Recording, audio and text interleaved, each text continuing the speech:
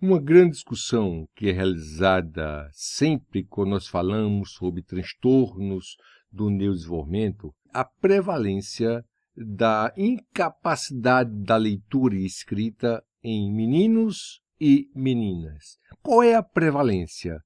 Você vai pegar um texto e vai geralmente apontar que existe uma incidência maior de dislexia, né, que é a incapacidade de leitura e escrita, de adquirir a leitura e escrita, mais em meninos do que em meninas.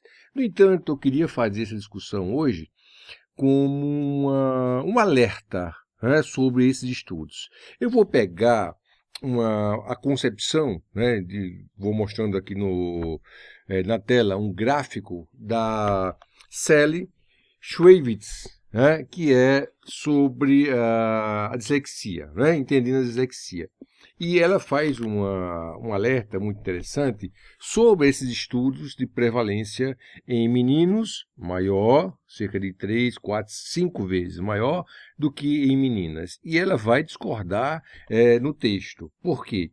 Ela vai dizer, de acordo com os critérios antigos utilizados para conhecer essa prevalência em meninos e meninas, ou seja, um estudo comparativo, a prevalência era maior em meninos. Mas isso tem a ver com a forma de coleta de dados. Mas a minha preocupação sempre não é só emitir a opinião e simplesmente chegar para você e dizer, olha, existe uma contradição sobre meninos e meninas com incapacidade de aquisição de leitura e escrita.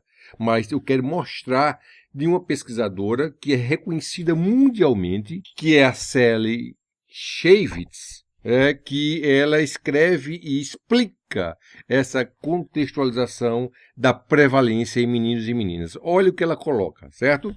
Ela diz o seguinte: sabemos algumas meninas são dislexas. Né? Ela começa o texto assim. Mas o que ela vai dizer? Ela vai dizer da seguinte forma. Ela coloca: o diagnóstico da dislexia apresenta um conjunto muito particular de circunstâncias, embora tenha base biológica, e dislexia se expressa no contexto da sala de aula, o que faz sua identificação depender dos procedimentos escolares. Isso é um ponto importante, que o diagnóstico da dislexia, para muitos, né, e isso a gente vai ver que você pode ter indícios antes do contexto escolar, mas a maioria começa a perceber que há ou não dislexia, há ou não indícios de dislexia dentro da escola, dentro do contexto escolar. E ela coloca, certo? Então, por exemplo, foi dado como certo que, em geral, a dificuldade de leitura era muito mais comuns aos meninos do que às meninas. Olha o que ela coloca.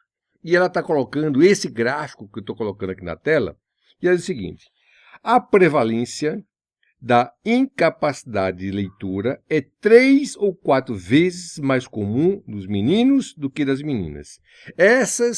Olhe bem, essas constatações estão de acordo com os relatos mais antigos, em que a razão de meninos e meninas com dificuldade de leitura variava entre 2 para 1 ou 5 para 1. Então, 5 meninos para uma menina.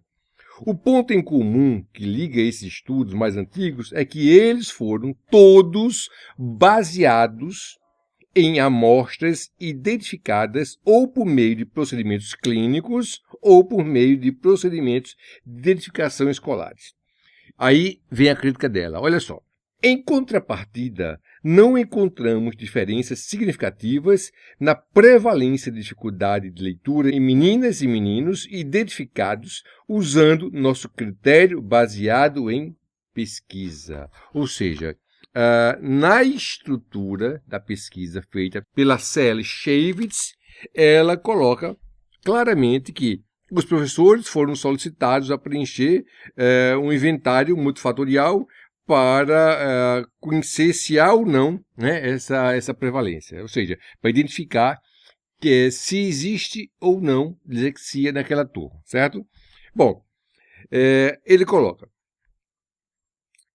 O comportamento das crianças revelou porque se demora mais para identificar as meninas. Há diferenças significativas entre o modo como os professores classificam meninos e meninas típicos.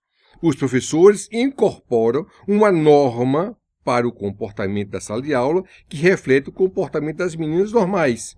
Como resultado, os meninos que são um pouco turbulentos, embora ainda que dentro da faixa considerada normal para o comportamento dos meninos, podem ser identificados como tendo um problema comportamental, sendo enviados para avaliação futura. Enquanto isso, as meninas bem comportadas, que embora se sentem em silêncio em sala de aula, não conseguem aprender a ler. Geralmente são ignoradas. Elas talvez sejam identificadas como crianças com problemas de leitura apenas muito mais tarde ou nunca. Então, de acordo, com as pesquisas atuais sobre dislexia, sobre a incapacidade de aquisição da leitura e escrita, alguns pesquisadores, que é o caso do Jonathan e da Sally Schwevitz, eles não encontram tanta diferença assim em meninos e meninas.